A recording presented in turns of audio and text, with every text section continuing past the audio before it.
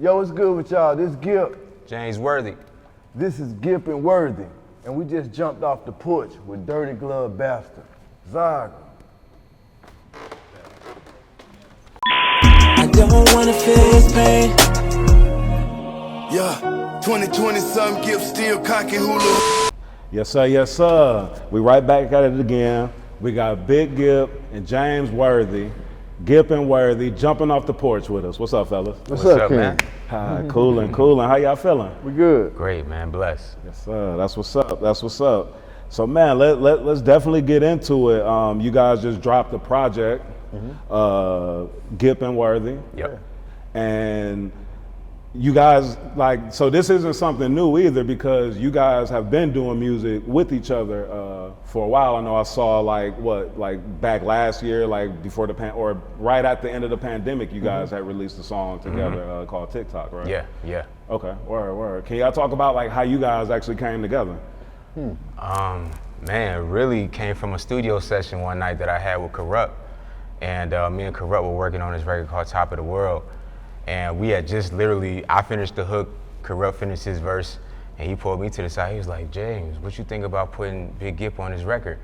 And I'm like, that's different. Like, I would love to see what he would sound like on it. So he called him, Gipp pulled up 30 minutes later, wrote his verse on the spot, and we all became, on this one record. So that's how we initially met and began working. But I wanted to do more work with him after that. So that's how we ended up doing Night Drive, we ended up doing TikTok, and then we eventually came together and said, might as well just do a whole EP for the people and go from there. Okay, word. And Gipp, do you remember the first time you met James Worthy, was able to hear the music and kind of what your feelings were? Yeah, I got a call from Corrupt and I went to the east side, showed up, and it was a dope experience because, you don't meet a lot of people that kind of like look at music the same way that I was kind of like raised on. So it's kind of like, as soon as I heard the track, it had everything and all the elements that I always loved about just doing hip hop music, So James, I didn't know him before I met him. I didn't know of his work, I didn't know anything. So,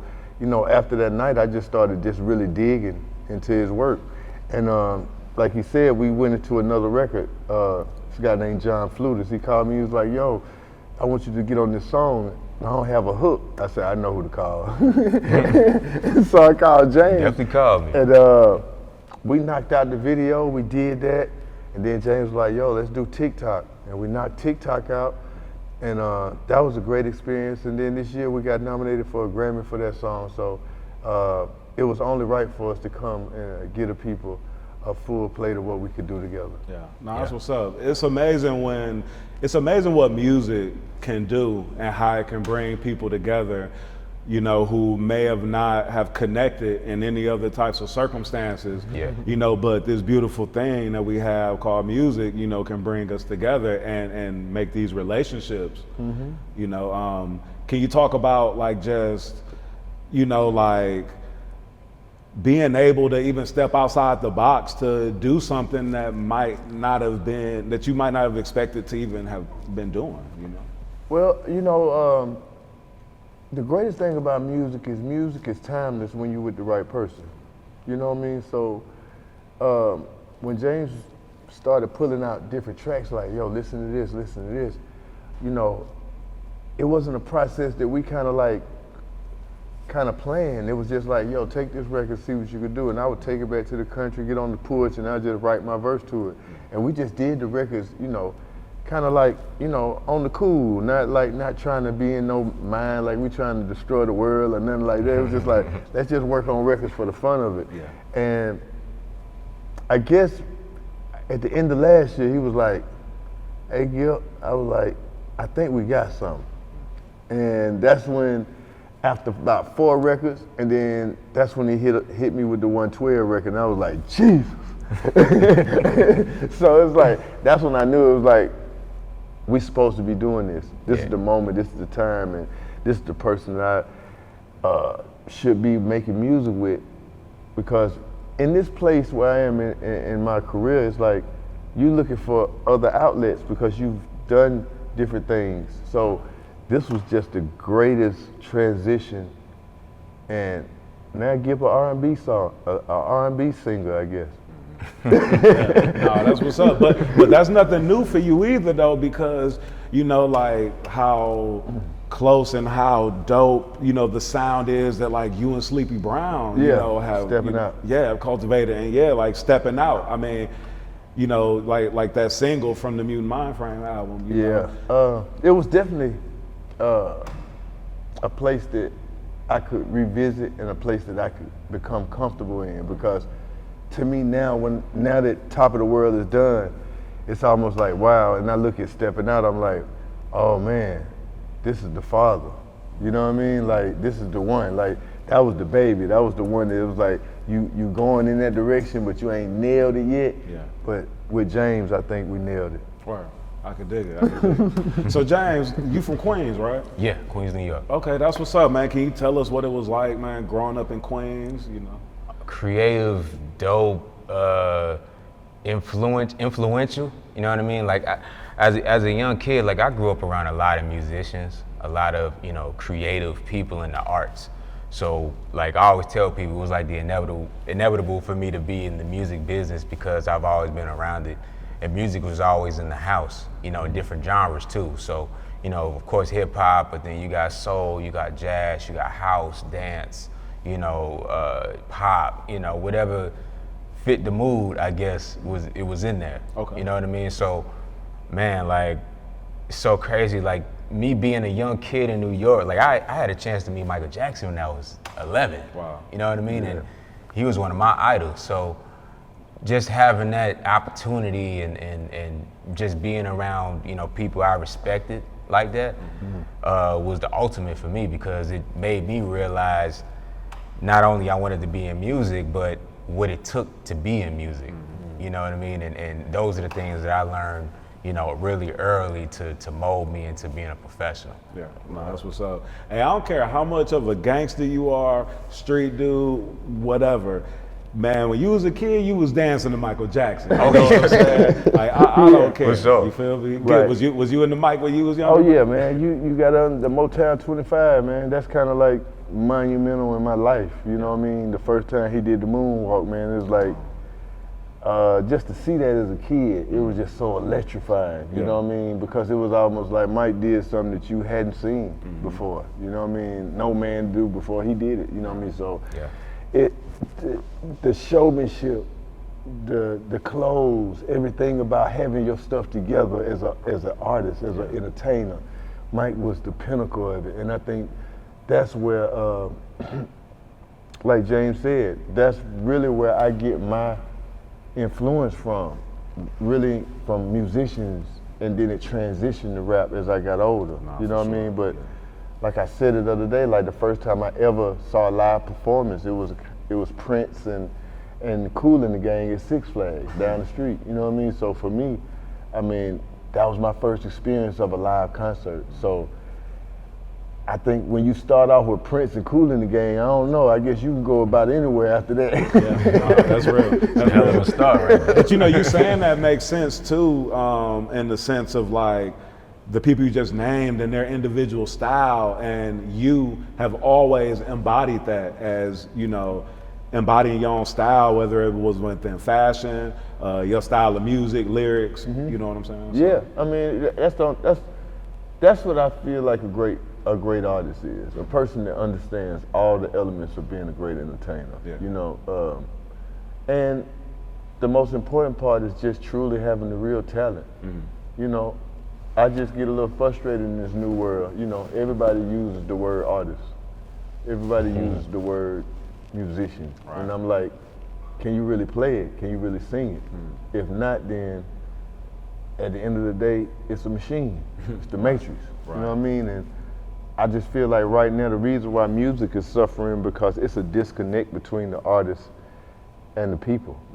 Because I think it's so much that's being sold to them that's not even real. That's so right.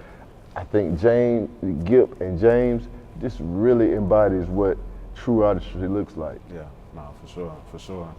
Now James, like tapping back into, you coming up in Queens. Yeah. What was the time that you knew that you wanted to like really do music? Like when was that for you? Really after me and Michael. Like after I met Michael, like, you know, to me that was a once in a lifetime opportunity, you know, for somebody like me. So once that happened, you know, I was just like what I would call a music nerd, and a lot of people said that too, in the sense of like, you know, I go to record stores every weekend and buy record vinyls, new albums that I never heard, just to read the credits and read who did what, just so I can sharpen my skills as a songwriter first, because I started off songwriting. So once I kind of got good with, you know, song structure and words and metaphors and things of that nature, then that's when the production side came about, just to kind of put the whole puzzle together. Right. And, you know, start small, you know, give records out to the local people, you know, just to see what sticks, see what people like, and then, you know, you slowly start climbing that ladder. But really what got me was I had a chance to meet Whodini, I had a chance to meet Jazzy Jeff, PM Don, so many different people in New York, to where these guys were my mentors. Okay. And, you know, they showed me the game and showed me how to really make music. And, you know, after that, I had a chance to meet Whitney Houston and Bobby Brown. So all of these people kind of showed me the way and made me want to become my own person in the industry. Gipp, you hear this man say Whodini was a mentor? Yeah. PM Dawn Yeah. was a mentor? Yeah. I mean, Crazy. man, that's crazy. Like, Yeah. how does, you know, that's crazy. So, who are your musical influences, you know, coming up? I mean, besides, you know, the greats that you were able to, you know, Yeah. meet, but like, who was really like, you know, making you say man, that? so many, like, you know, my list is so diverse when people hear it, so they're like, what? But man, huge fans of like Nile Rodgers, Chic, Quincy Jones, Timbaland, of course, Pharrell, Jay Dilla, Q-Tip, Organized Noise. Man, just really those who open up the envelope. Like, I've always been a rebel in the game. Like, I never, since the very beginning, I never wanted to follow anybody. I never wanted to be a follower. I always wanted to be a leader, and I've always been a leader. So, like, those people who had that mindset and never conformed to what the industry wanted them to do, those are the people that I gravitated towards, you know, specifically on the music side, especially production. But yeah, I mean, you know, all of those people have inspired me in so many different ways, and even the new producers. You know, I'm still inspired by just the new wave of creating. You know. No, for sure. Gipp, who inspired you coming up, bro? Like, I think I could imagine. I think I could run down a list, but I would love to hear. Well, first, the lady that brought me into music, her name was Jean Carn, from Atlanta. That's the lady that really brought me around the music industry. As far as like people that I met once I got into the music industry that became mentors, George Clinton. That was the first person on my list. George Clinton, Prince was one of our mentors. Lenny Kravitz, you know what I mean? Dallas Austin, you know. Of course, Organized, they raised me, you know what I mean? And when it just comes to all around entertainers, Larry Blackman, you know, it used to be funny, man, like me going raised up by Greenbrier Mall in East Point, you used to see Larry Blackman all the time, roll through in the Ferrari with the hair, you know, so it was almost like in Atlanta you got to see the actual stars walk around, like Curtis Mayfield stayed in Southwest Atlanta, you know what I mean? So it's like a lot of the true artists really stayed in Atlanta, and those are the ones that I always kind of looked up to. Okay. My favorite rappers though, man, nobody bigger than Chuck D and Ice-T. Oh, wow, that's what's up. Yeah. Chuck D. Nah. You know, Chuck D is everything. Ice-T been on TV longer than most people's careers. Come on, man. So as far as looking at both of those individuals, that's how Gipp, you know, created Gipp. Yeah, no, I can dig it. Now, Gipp, over your career, man, you've had a lot of dope features, man, a vast, you know, variety of features of artists, you know, from all over, people you wouldn't even expect, you know. I mean, I remember, I'm a big fan of Wu-Tang, big fan of RZA. So I remember hearing you on that second Bobby Digital album. Yeah. And I mean, that just shocked me so much because being a fan of Dungeon Family, Goody Mob, you know what I'm saying, the whole collective, being a fan of Wu-Tang, you know, the whole collective, I just never saw those worlds colliding. And it was, so dope for me to see that, Well, to us, Wu-Tang Clan was the mirror of what Dungeon Family was from New York.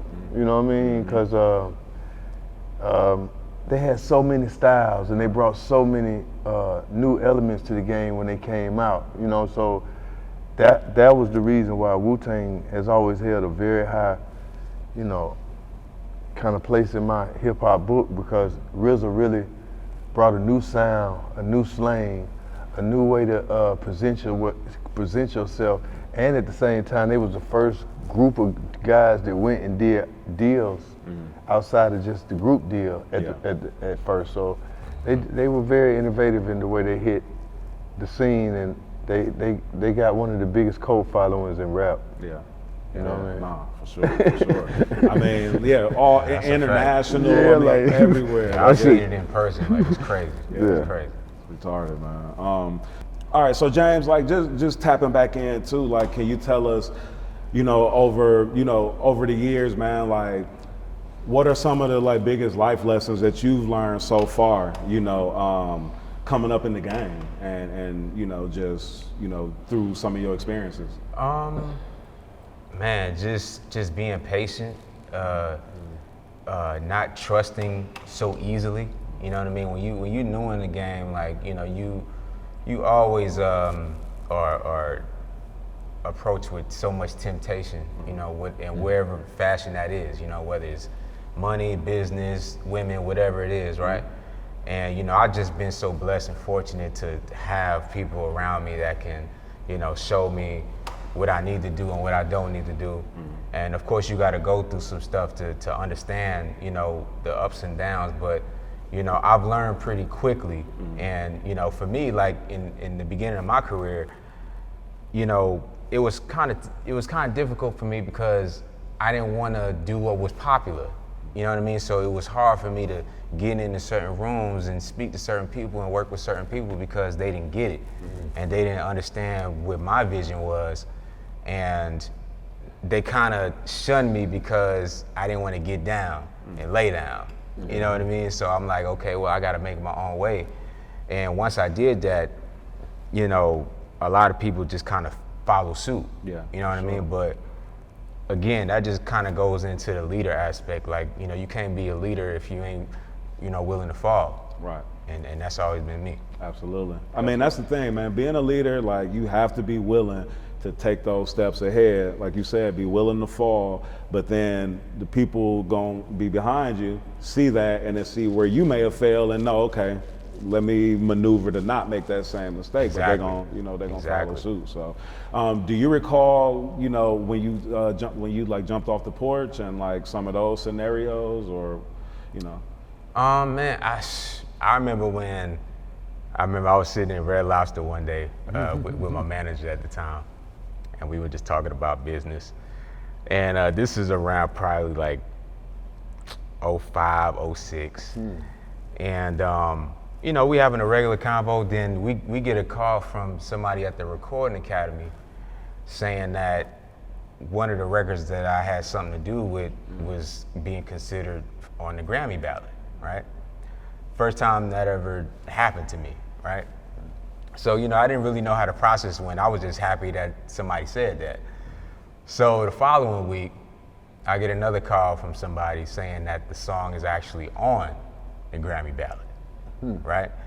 And that right there kind of gave me so much confidence to be like, this is possible. You know what I mean? Because there's so many times that, you could throw in the towel. There's so many times that you could be intimidated. There's so many times that you feel like you want to give up and just, man, forget this rap shit, you know what I mean? But, or music, whatever. But with me, like, once that happened, I'm like, ain't nobody could tell me nothing now. Like now it kind of reborn me a little bit. Yeah, for sure. You know what I mean? So that actually ended up being a record I did on Justin Bieber's album, Okay, word. which was the Purpose album. Yeah. Hold up. You know what I mean? Come on. So, you know, that right Just there. slid that one in there, right? Slid it in there. But you know, it was just a testament, man. Like, you could do it. You know what I mean? You just gotta be consistent. You gotta believe in yourself. You gotta make good relationships. Don't burn no bridges. You know what I mean? Just do it right. Word. That's what's up. And I appreciate, you know, you sharing that story because, you know, like for you, that was, I mean, first of all, that shows that you were still down to grind, put your ego to the side. You Right. just said you had a gig, you know what I'm saying? And was still working on your craft, on your dream. And then got one of those calls with some of the best news probably of your life at the time. Yeah. While you were on your grind. And I feel like people need to hear that because so many, again, how we were saying, like a lot of these messages are misconstrued. And so a lot of these kids don't hear like the reality of, okay, how do I have to grind? Okay, I gotta stay down. Okay, I might have to get a job and keep one for a while I, you know, work on my hobby or my dream. Right. You know what I mean? So that's super important, you know. So I'm glad you shared Absolutely. that. Gipp, do you remember the point in your career when you said, damn, I'm here, like we really made it, like we really did this, you know? And I'm not talking about like after the fact, I mean like that point, like maybe when you were still coming up, but something happened. Yeah, and you knew. I would have to say Outkast, their first promotional tour. We had a show they had a show in Dallas, Texas at the football stadium. Oh, okay. And I think that was the first time that I realized that our music had transcended into a whole nother thing. You know, because it was like Outkast and Tony, like, you know what I mean? So it was kind of like, Outkast was on the bill with top-notch R&B acts at that time. So I knew that we was kind of like growing out of just being a local act and becoming a national act. Yeah. That was kind of like when I went back home and I was like, yo, I think we did it. You know what I mean? Because it kind of made everything easier to go into the Goody Mob album because Outkast was successful. Yeah, no, I can dig it. And what was it like during that time, bruh? Like you said, you come back home, and I mean, y'all was already known here and just from being in the mix in the city, but then when it transitioned to being like, you know, being known nationally and, you know, all those clout points adding up, you know what I mean? Like, It was a great experience because it was a learning process. You learning what music works in different places. You're getting to meet new people, new vibes. You're getting to see how your music affect people. And just Atlanta was just so electric back then. It was just like all the stars was walking around and everybody was just doing such creative work at that time that I just think the aura of Atlanta was just special, you know, and it was about everybody just trying to compete on the level of trying to be the best, you know. And with it being that it was spearheaded by LA and Babyface, it was like, it was nothing else you could do, nothing else you had to be the best. It's like, you know, they didn't understand our dialogue. You know, it was new to the world back then, so the best way that we could communicate with them was make sure that we had great hooks and great bridges. Gotcha. I mean, that was the significance of Dre, you know, saying the South got something to say. Yeah, you know, that was the reason why. Because I mean, to have a platinum album, to win Album of the Year, and to be kind of like shunned in your moment, it was kind of like when it happened to us, it was disturbing, it was unnerving, but I'm glad it happened to us because it gave us everything that we needed for the next 10 years to make all those great albums. When everybody else thought that it was over, the war still was brewing in our heads. Yeah. So, you know, when everybody chilled out in the middle of the war, we kept going. So at the end of the day, when I say, who is the greatest groups who is the greatest collective from the South? It gotta be the Dungeon Family, because we the last collective from the 90s that dropped the album in 2010 that went diamond. Yeah. We're the only collective in the South that with a diamond album. So, I mean, to me, if you can't beat that, I don't know what you're talking about. Yeah, I mean, Yeah. What they say, men lie, women lie, numbers don't lie. Yeah, so you know, like, that's the reason why we walk with a certain arrogance, because our thing was always music. It was never nothing else. You know what I mean? So when you dealing with us, we only dealing with music. And if I don't see, or I can't see the bodies of work like I know we ain't put up, then I mean, y'all must be talking about something else outside of music. Yeah. That's all. Yeah.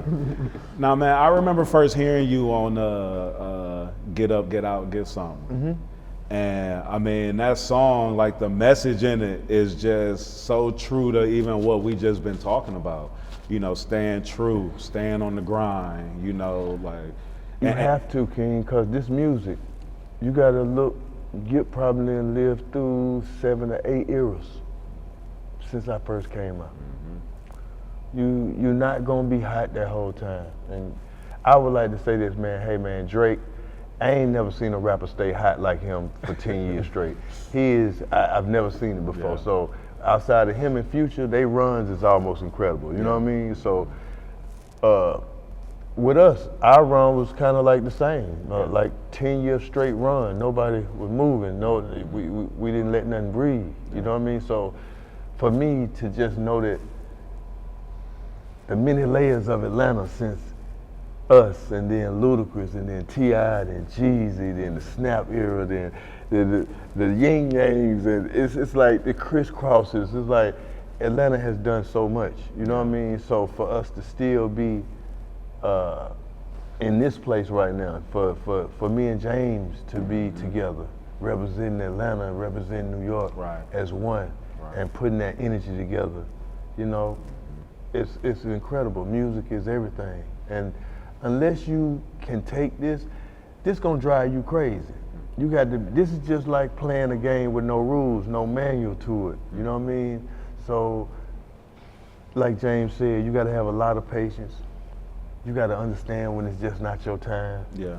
And you gotta prepare even when it's not your time, because if I hadn't come that day to meet James, this situation may not even be right now. Right. So me just still always having an ear and always being open to something new, it's giving me a very long career. Yeah. I mean, 20 plus years in the game, Gipp, what keeps you motivated to keep your ear to the ground and to pull up to a studio, to link with a young cat that you don't know? You know, like what motivates you to stick to it? I never did this for money. I did this because of the art. I did this because I love music. So, as long as I live in always loving music first, I take whatever come with it. Because it's so many times that people thought I was done or whatever, and shoot, what, 666 Mafia album show up, Nelly show up. It's like, so many people came and gave me an opportunity, which spawned into something else and gave me new life. So with me just being open to new opportunity and new people, I've always understood the value of it. Yeah, that's what's up. Because it's about, you know, being consistent, and being consistent don't necessarily mean like you have to be always dropping music always, but consistently being in the mix, consistently being in those right rooms. That's something that I could say, me personally, just over the years, as you and me have constantly bumped into each other just in them right rooms in different cities. You know what I'm saying? Yes, sir. And you know, so it makes so much sense when even I see it and I see you come back around and you working with James, and it's like, man, this makes sense, because bruh treat everybody in the room the same, whether you a top platinum artist or you some young marketing intern just trying to get in and just trying to, you know what I'm saying? Right, right. And so like, you know, bruh done treated, you know, just moved in that same way all the way around. So, Absolutely. you know, much respect to that.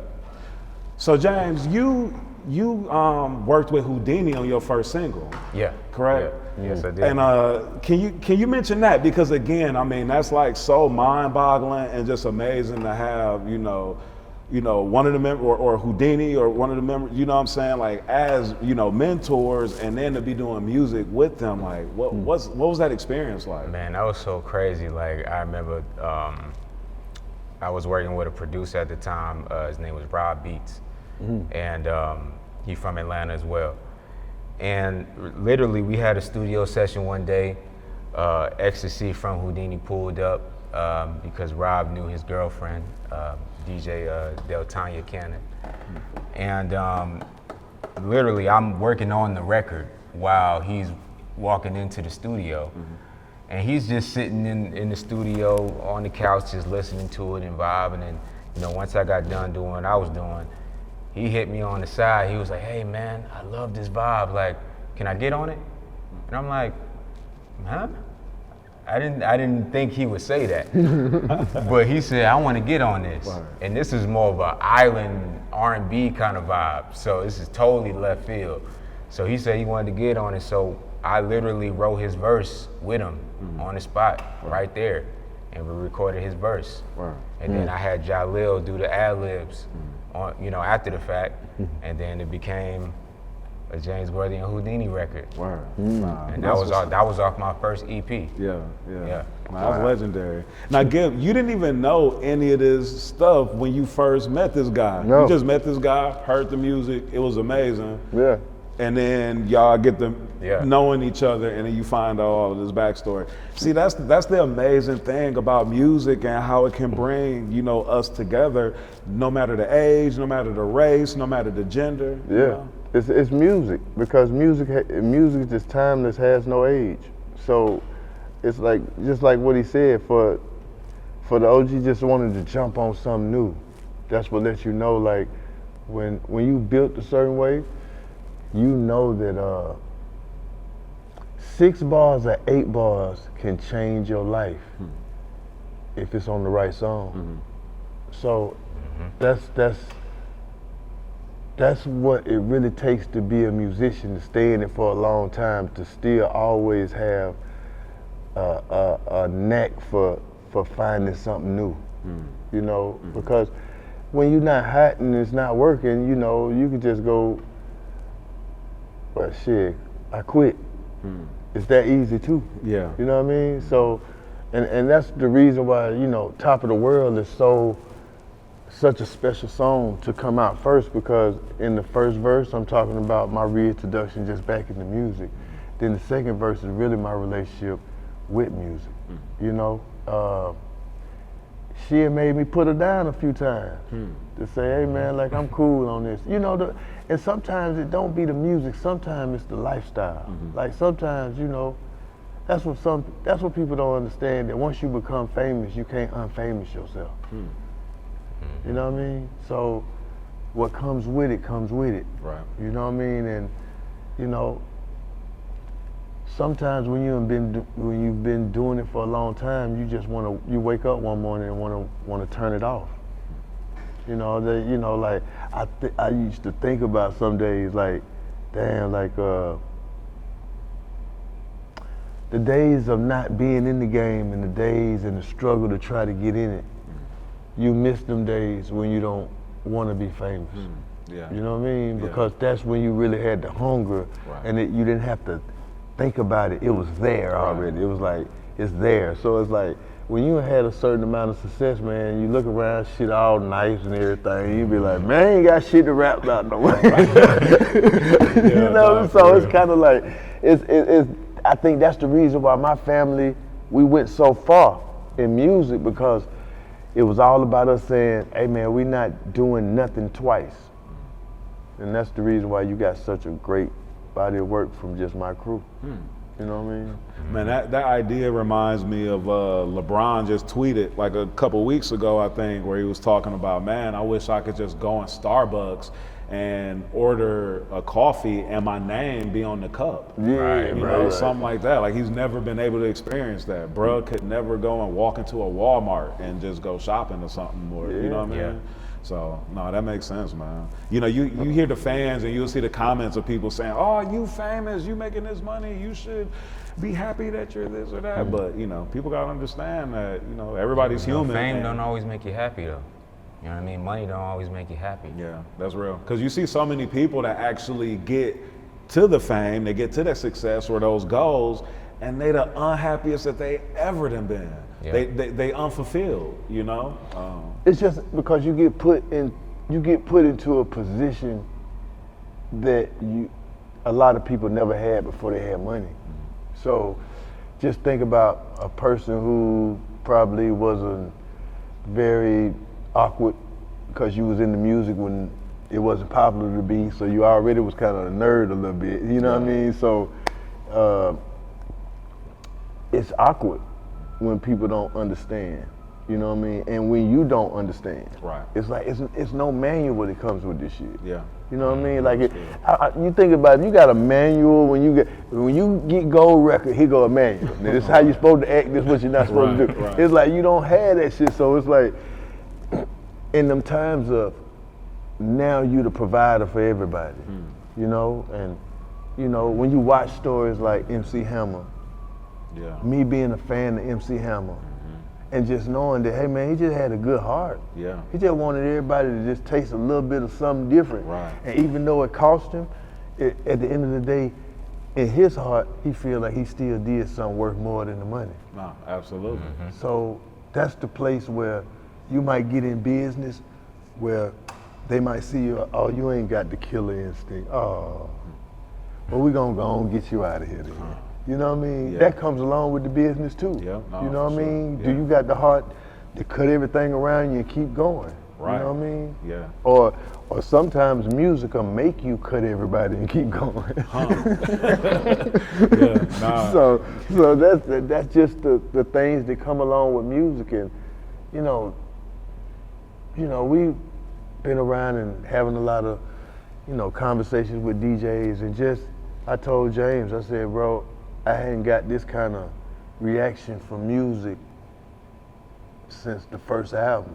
You know what I mean? Like just the people's excitement of hearing us together and just the compositions itself, you know, and just the time that we're in right now. It's like people looking for a new way. Yeah, no. You know, so for Gipp N Worthy to be here, we just introducing this new genre of music. It's called player music. No, for sure, man. Playing music. Yeah, so let's tap into it a little bit more. So we was just talking about the single, Take Over the World, off of the Gipp N Worthy EP. Now, it's a 6-song EP, right? 5. Okay, 5-song EP. And the way that you just said it was the perfect way that I would like describe it. Like, it's like the perfect blend of what I consider like, like real R&B and just like player, you know what I'm saying? Just player rhymes, you know what I'm saying? Just real player, real cool, you know what I'm saying? And it's a dope vibe, and the messages, you know what I'm saying, throughout the song. I mean, like I said, the good combination of, talking about like, what you would do when you got that right woman, but then also talking about, how you maneuver in the mix, before getting that woman and how you could get her, you know what I'm saying? Or talking about, shit, never had to have no money, you know what I'm saying, to scrape the plate, you feel me? So, like just being able to use mouthpiece and, personality and all that to, you know what I'm saying, to get at a woman. So, some of my favorite joints, the Let You Go song with 112. That song really, like touched the nerve for me, listening to it, man. So I gotta ask, like, cause I know 112 was featured on it, but like in the beginning of the song, who is that actually singing on the song? Oh, that's me. That's me. Okay, word. Cause I was saying when I heard it, like that gave me a vibe of like a male Sade type of vibe. You know what I'm saying? Just the energy, just the vibe from that was just so ill. I appreciate that. I had to. So I was like, that's one of the questions I'm definitely gonna ask you. Shit, this boy said, man, 112 on the song, like they ain't about to outshine me. You know? Hey, look, man, you know, at the end of the day, with that record, like it's a deep record. You know what I mean? We talking about, you know, not only love, but we talking about life too in that record. And I wanted to set the tone with deep lyrics in it because, you know, even though this project is, I guess you could call it primarily R&B, and Let You Go is an R&B record, but it's also a conscious record. You know what I mean? So I just wanted to give a different perspective, me lyrically as well, from what people hear from me. Because, you know, it's not all the time I get a chance to really go deep in a record, especially of that magnitude. So, you know, I thought that was a perfect opportunity to do that. And then with 112 being on the hook, you know, I wanted them to be as sultry as they possibly could be to make a record like that. Because the production was totally different in the beginning. Like from what you guys hear right now, it was totally different. So when we reworked it, you know, I told Gipp, like, you know, once I sent him the demo, I'm like, man, this gonna be one of them ones. Like, this gonna be one of the ones that's probably gonna become timeless because of not only 112 being on it, it's just the fact that we were talking about something that's not on the radio. We talking about something that most people can't even speak about. Especially us, we talking about life, love, in relationships. Right. You know what I mean? Like most of the time it's one-sided. Like you talking about getting some ass or you talking about getting some money. Right. You know what I mean? So with this, I think we just breaking the mold. Nah, for sure. Now, were you guys able to, did you guys sit down and like have conversations, discussions, like conceptualize some of these songs, or? We did the whole album like that. This album wasn't done like how a lot of the new generation doing it. You know, a lot of people not even in the studio these days. You know what I mean? Right. And I think that was the magic of what I come from. That's how we did it. And for him to be like, yo, man, we're gonna do these records together. And we're gonna piece this shit together, lyric, line, all the way together. So it's like, to be able to go through it and then look at the whole process, it's like, this is the best way to make records. Yeah. There is no other kind of way, especially when you're making a body of work. Now, when you're just doing, you know, you're doing a feature, man, send me the record, let me jump on it, that's your business anyway. You know what I mean? But when you talking about what we doing, this is the real process of creating a body of work. From scratch. No samples, no remixes, none of that. Yeah. Like, this is the way the greats did it.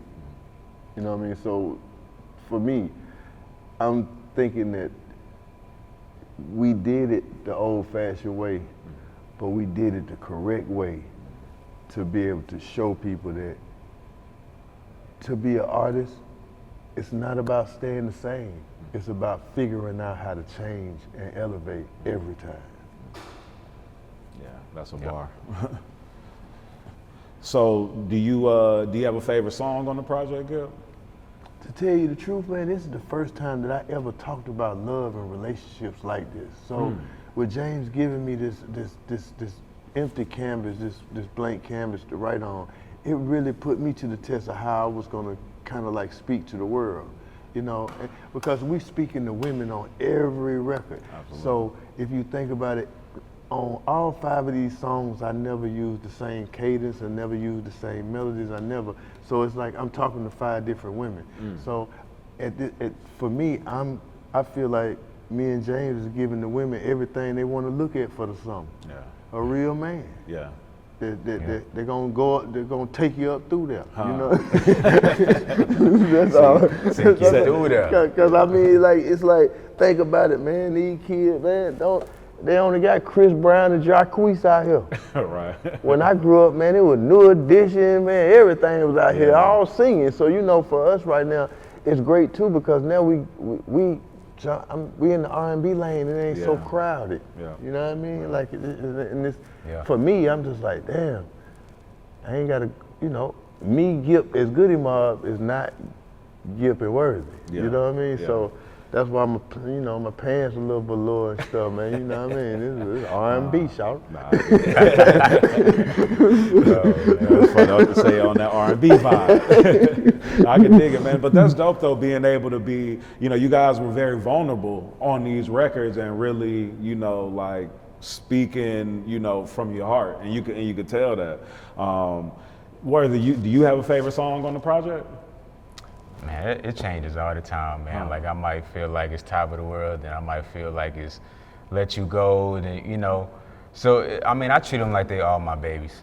You know what I mean? Like it's just creativity at its finest to me, you know. But from what I've been hearing from the fans and just people in general, like it's kind of the same with them. Like they just been sitting with it, and they might feel like whatever you like is their favorite. Then Out of Control, and then Top of the World. So, you know, I'm at a point to where like I'm just grateful that we did it. I'm just happy that we had a chance to do it. Yeah.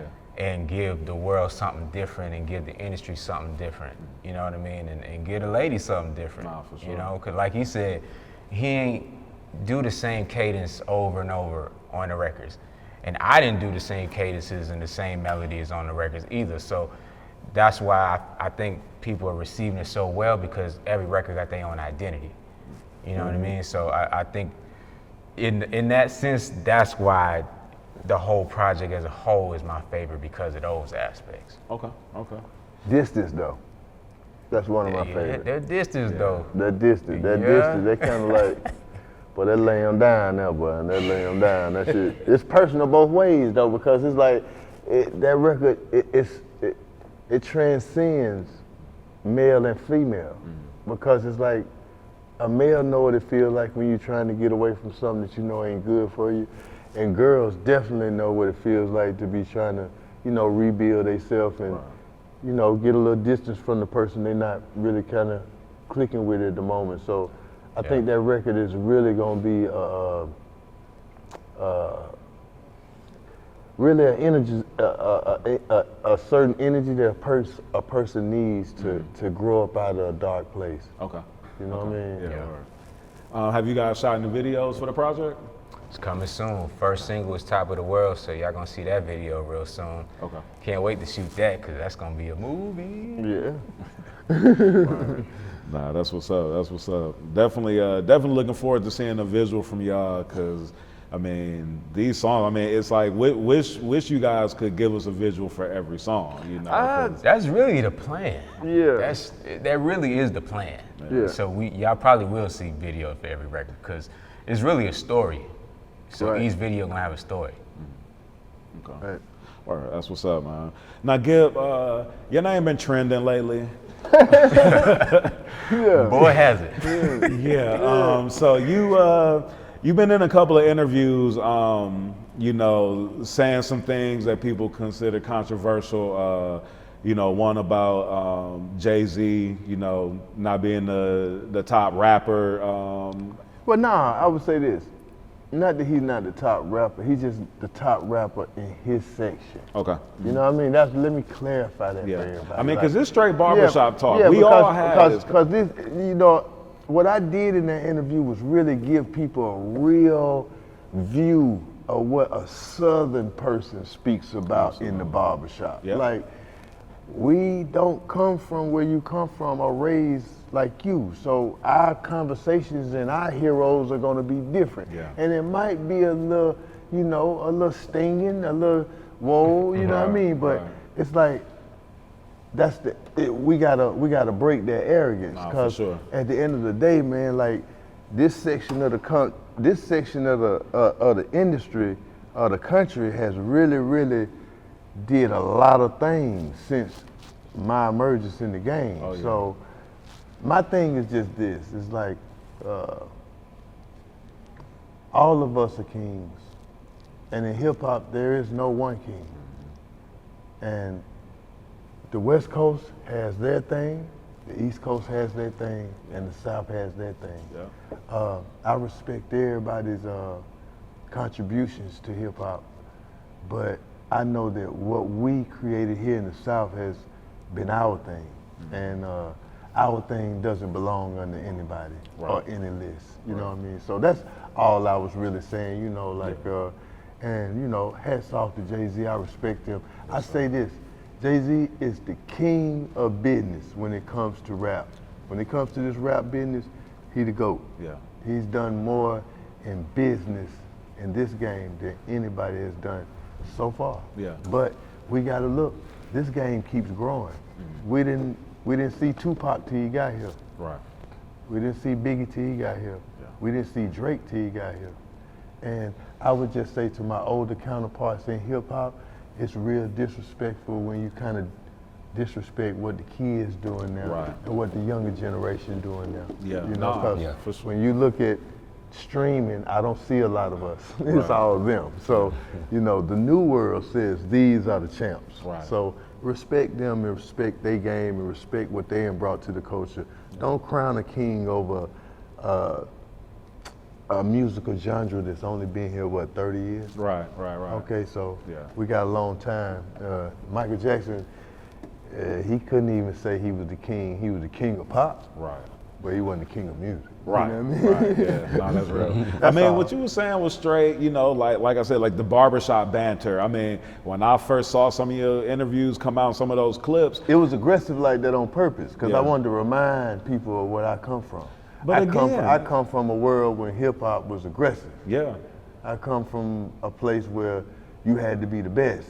You couldn't talk about it. You had to be about it. You had to walk your talk. I mean, hip hop is a competitive sport. Yeah, but see, for the past couple of years, you know, this thing had turned into the boutique to the country club, man. You know, everybody around here looking all goddamn, you know, dipped in kumbaya, man. You know, I'm just not with, bro, Gippy is against imperialism.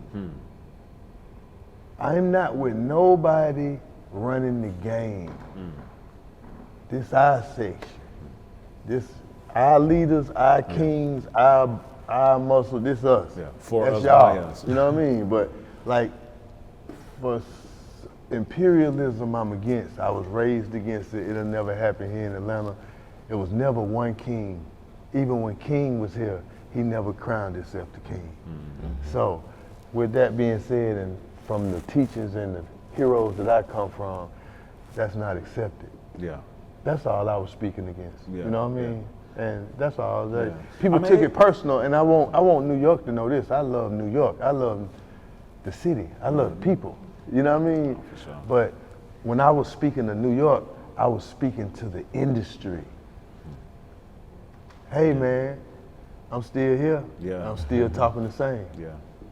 You know what I mean, look, if anybody should be respected, you know, for their comments, you know, I feel like you know, out of a lot of people, because you were one of the few people, like, I mean, you know, being from Atlanta and being a part of the biggest collective, you know, in the South, you ran with Pac, you ran with Biggie, or you know what I mean? You had a great relationship with Biggie, you know, and so I feel like if anybody can, you know, speak to some of this, you know, it is you. Yeah, I mean, and my thing is just this, to the industry.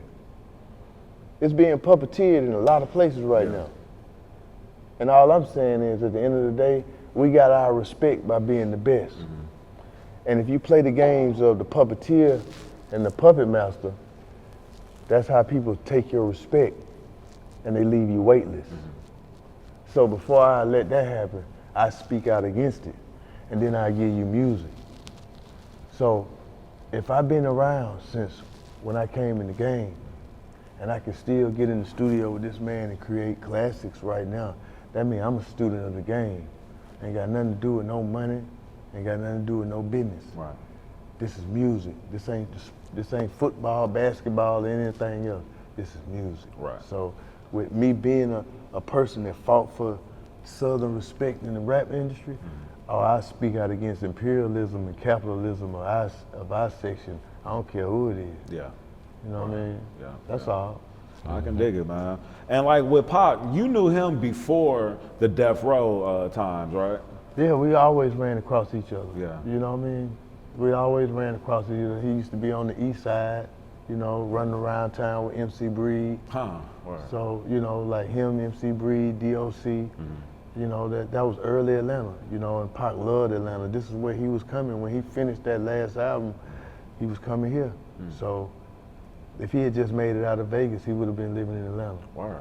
You know what I mean? So that's all, man. It's just like, when you don't walk with some of these kind of people, I understand what the new world see, but I'm talking about I come from a time when this industry didn't know what stars was. They couldn't control this shit. And right now it's all controlled. They could turn Winnie the Pooh into goddamn Biggie if they want to. You know what I mean? So with that being said, I'm talking about I came from a time when you had to be it. It wasn't no machine on you. You know what I mean? And he embodied everything that today is considered a top artist.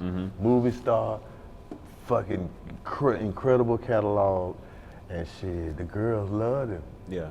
Triple threat. Yeah. Yeah, he was. Triple threat, baby. Yeah. You know what I mean? That's all, you know. And when you had came up in that kind of community, man, couldn't nobody even say they could even, I'm the best, huh?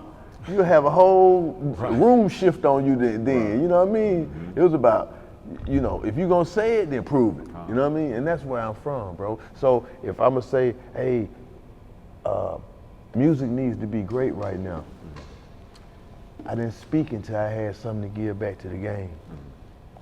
James Worthy gave me the platform to speak, but he gave me the music to at least say, this is something else. Here's an alternative. Right. You know what I mean? This is how you can grow and be a grown man in music and not be the grown man in the club still trying to compete against the younger artists. See, when you're talking to women, it has no age and it has no ceiling. So I'm cool. Yeah. Yo, now taking it to another place. Unfortunately, you know, we've lost a lot of, you know, of our counterparts in the industry, artists in the industry, whether it's been from violence, whether it's been, you know, natural causes, you know, or may have you. We most recently lost Gangsta Boo, who I know you were really close with, Gipp. Can you just talk about like your relationship with her and My relationship with 666 Mafia, Juicy, Paul, Infamous, Project Pat, Gangsta Boo. Yeah. Yeah, man, Lola. She was very special, bro. Very special, bro. Because Gangsta Boo was the only one like her when she came out. Like, this was a girl that stood amongst a band of gangsters from Memphis, and she held on. And when she first left Memphis, she used to always be in Atlanta. She used to stay with me and Joy in our early years and look after my little girl, Keepsaya, and she was just always a part of the Dungeon family. So just losing her, man, is just crazy because people don't know we was getting ready to put together 666 Mafia and Goody Mob tour.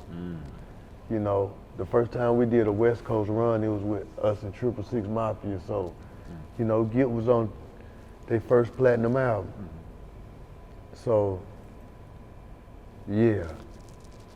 Yeah. Memphis. Yeah, man. I got a real special relationship with Memphis. Yeah, I love Memphis. Yeah, nah, that's what's up, man. Yeah, Gangsta Boo was so dope. Like you said, she was just so different. She was, you know, such an individual with it. You know what I'm saying? She was raw. Yeah. Yeah, like didn't give a fuck.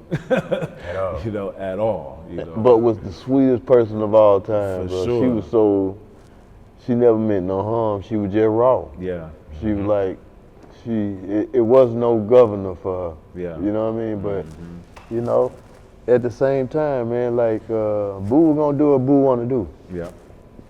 You know what I mean? So, I just know she got on the other side like, oh man, I fucked up. But, you know, that was Boo. Like, But I was doing me, man. Fuck that shit, man. So, man, love you, shawty. Yes, sir. Yes, sir.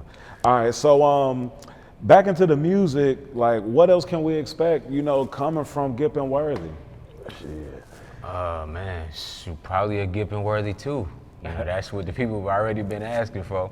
So, you know, new music, visuals, going on tour. You know, y'all will see us on the stage this summer. TV shows, movies, you know, just everything, man. We coming for everything, you know. So I just been telling everybody, man, just follow us on social media and just watch the movement, just watch the growth of what we're doing, because, you know, I feel like what we're doing right now is unprecedented. You know what I mean? And you know, I'm just appreciative of all the support. Wow. Wow. And I'm loving that we did this shit by ourselves. Like, again, now, the greatest music comes before, the greatest music really is created when the industry is they don't know about it, when it's unknown, when it's a process, or, you know, they never know where the new music is gonna come from, the new vibe, and to be able to be at the forefront right now of another movement in my career is just so special. You know what I mean? Like, I'm like, how many times you do this shit, Gipp? Hey, You know he's what I mean? like a But cat. it's Boy, I got 9 lives with it. But it's like, it's a great experience. And man, when it's all over, man, I did my job. That's what's up. That's what's up. What question for both of you guys? What makes you feel fulfilled in whatever you're doing? Like, what are some things that just make you feel fulfilled? You know, within being able to do music and the careers, you know, that you guys have and things like that. Go ahead, Gipp.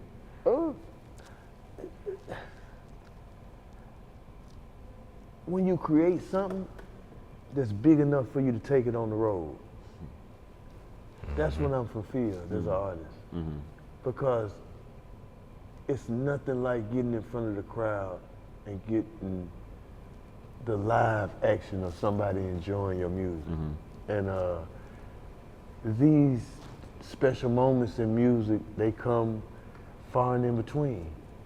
So my thing is always to understand the moment and to enjoy it from the smallest point. Like right now, we just only been out, 2 weeks, and we already did almost 500,000, 2 million streams with no help, you know what I mean, just straight organic, you know what I mean? So that's how we gauge music in the early eras. Like when it hit, everybody had it. Whether it was on the radio or not, it was in the cars. And I feel like right now, Gipp N Worthy, we having that effect again, where people is like, I got something new, and it's mine. And that's when music is special, when people feel like they got something so special that they want other people to hear it. Right. That's when you know you did your job. Wow, that's what's up. Man, likewise. You know, it's nothing like being on stage and people just loving and gravitating towards the music, especially when it's new. You know, so that's one of the biggest focal points for me is, you know, just being on stage, touching the people, and giving them an experience, and a new experience at that. And actually loving the music, like me personally, just loving the music. Like, this ain't something that we just threw together and, you know, let's just do it just to do it. Like, you know, we actually have a relationship with the music. And to me, that's the most important out of anything when creating it, because if it don't mean nothing, it ain't gonna do nothing. Right. You know, so I think those are important. All right, I can dig it. Music. I would tell artists this.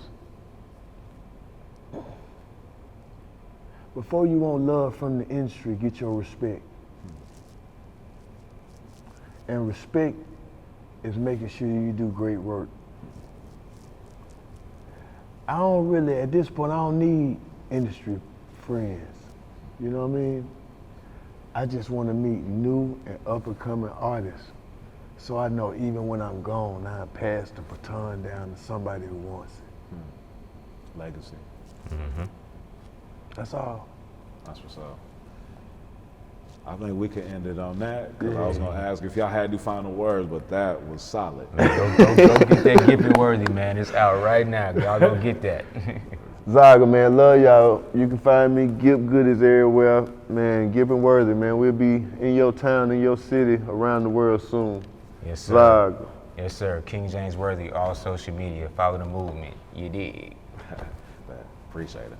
Yes, sir. Yes, sir. I don't wanna feel his pain. Yeah, 2020 something, Gipp still cocky hula hoop round the city and my wrist.